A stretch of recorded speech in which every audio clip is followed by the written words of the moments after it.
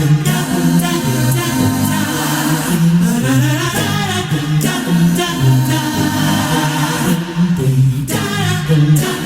he is from New York, that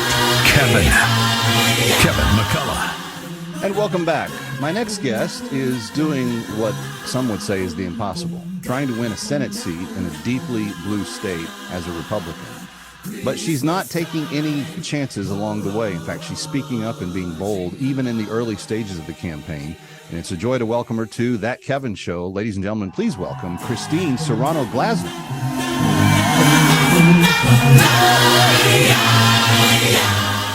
Hello, Christine.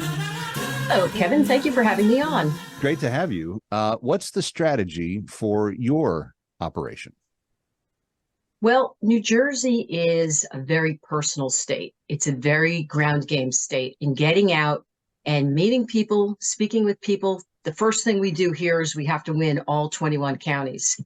And folks, the county committee members really want to meet their candidate. And so that's critical. And that's what I've been doing for, since we announced. Actually, since before I announced.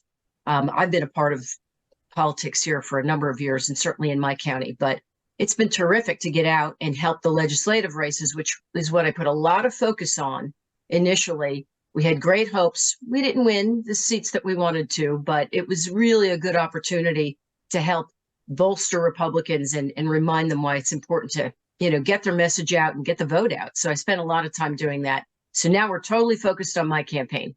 But fortunately, a lot of these folks know me now, and I know them. So it's a great way to start. People look at the whole Northeast corridor of the country and they say it's a lost cause. They have similar feelings about the western coast of the country. Can Republicans win in a state like New Jersey? Republicans have won before. Now, we have not held this seat since 1972, but every year it's different. And this is a very different year. We started out with Bob Menendez, and once again, being indicted by his own party. And then he had another charge, right, for doing inappropriate behavior with Egypt as an elected official. So that changes things. I think this Biden economy definitely changes things for people. And now we've got other folks that have gotten in on the race on the Democrat side that, they bring their own flaws in. And once again, it just feels like more corruption in New Jersey. So I think people are waking up to that. They realize that it's a new day. They realize how the economy in New Jersey has really been impacted by the Murphy administration. Everything went up this past year. We all know gas went up and groceries went up. But our electric bills went up 25%, natural gas 25%, water 5%. When you combine all of those increases, it's untenable and it's not sustainable. So people are, they're struggling here in New Jersey. And I think they're saying we need something new and we need some better representation and representation that brings faith back to public service. And that's what I'm going to try to do is restore that faith in public service. It certainly has been missing in recent years across the board because of the left's just non-commitment to do anything that's helpful to the voters themselves. We're speaking with Christine Serrano-Glasner, and she's running for Senate in the state of New Jersey. And Christine, if people want to contribute to the campaign, how they get involved, I want to make sure that people have the opportunity to understand what you're doing. Yeah, people can meet me and see what we're all about at Christine4NJ.com. Okay. That's our website. You can, get to all of our social media pages through there. And I hope people do come and certainly sign up for our social media. I mean, that's key. We know numbers mean something. But, Kevin, I also know that people are impacted by this Biden economy. Yeah. And for those that, if they really can't do it, you got to take care of yourself. You got to take care of your families first, and that's critical. But if you can piggyback on what you're saying there, because just yesterday, and I'll put this graphic up on the screen. Just yesterday, I ran across this. Here's an entire list of all of the things that people were buying this year for Thanksgiving, and you see the things itemized there. And this is from the White House's social media Instagram account.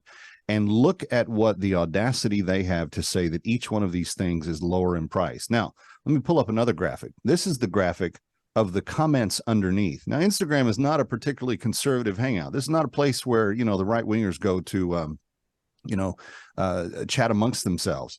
Look at this. Comment after comment after comment. The reaction is, are you nuts? Are you lying? What is the deal here? How dare you say this?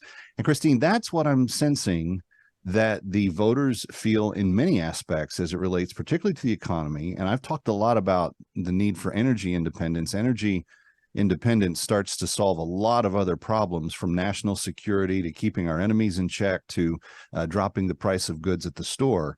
But this has been an administration, to your point, that has had a deaf ear to anything resembling a willingness to look at what some of the actual problems are. This is the problem with Washington. People go down there and they live in the bubble, they live in the swamp, and they forget about the people back home. They forget about the policies that they are passing and how that impacts people, which is why I say policy over people, which is why I say, if you have this job, and that's another big part of the problem, they take the U.S. Senate and they treat it like it's some kind of popularity game. It's, people have become celebrities. It's all about what you can do to maximize your social media numbers or getting on TV. And we see that now, even with some of our congressional members. These are jobs. This is public service.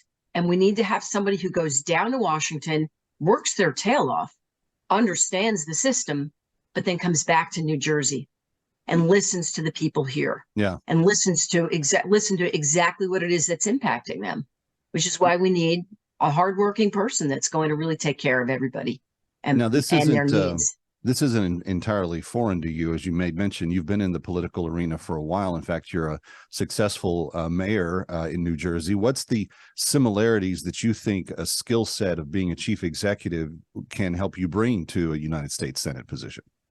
Well, I have had a varied career throughout my life, Kevin.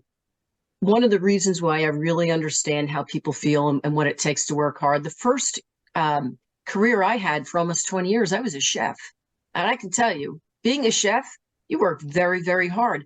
The number one thing you learn in the restaurant business is communication, which is critical, because restaurants are only successful if they are communicating in the back of the house, but also communicating with their customers, what they want, what they need, and what the restaurant can supply. From there, I went into government. I worked in state government. I worked my way up to the executive level. I was then the regional advocate for the Small Business Administration. It was after that my family moved back to my hometown so that we could raise our girls out in a more country-like setting. And, I became involved in my town, as so many people do. I volunteered. I sat on committees. I was a Girl Scout leader. And then I was on council and mayor. We're going to take a quick break, and we're talking with the woman who would like to win the vote for U.S. Senate in the state of New Jersey, and I'm hoping that you will jump on board, contribute to her campaign, and help get her message out. If you like what you're hearing, and if you want the type of government that does its original intention, which is to serve the people, then you've got to take a look at Christine's campaign. We're coming right back on That Kevin Show, live from Times Square. Don't go away. Christmas time, here we go. That Kevin Show.